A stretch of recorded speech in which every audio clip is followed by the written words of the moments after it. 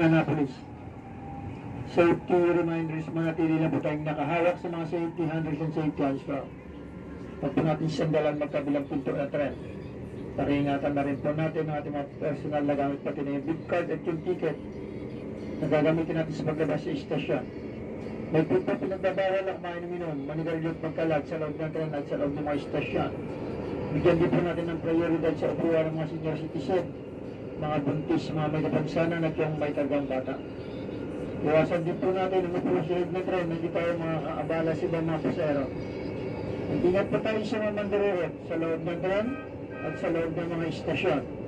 Kung may makita kayong kahinahingalang bagay o bagahe na naiwan sa loob ng tren at sa mga istasyon, pakibigay alam lang po sa ating mga security personnel. Maraming salamat po sa inyong kooperasyon.